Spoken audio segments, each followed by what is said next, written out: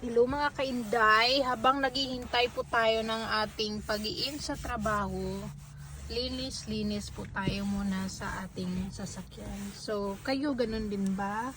Kaya paminsan-minsan sayang din yung ating mga oras habang naghihintay tayo na uupo lang tayo at matunganga sa ating mga cellphone, o diba? Ilagi naman tayo nagsa-cellphone, kaya dapat linis-linis muna habang naghihintay, para at least malinis na yung ating sasakyan, malinis pa yung isip natin, diba? Less stress tayo, kumbaga kaya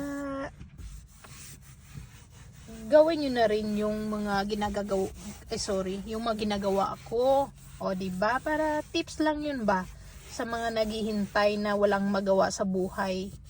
Kaya kayo dyan, maglinis-linis na habang naghihintay ng may hinihintay kayo. Kunyari, inahatid nyo yung mga anak nyo sa school.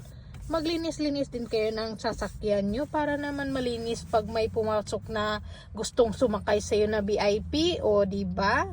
Kaya dapat lang na linisin nyo rin yung sasakyan nyo kasi paminsan di natin alam na may sasakay pala sa atin. Ay! Kaya kayo mga kainday, gawin nyo na rin yung ginagawa ko.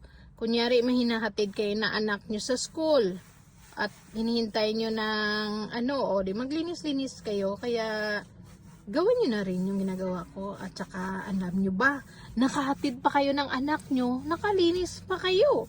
Diba?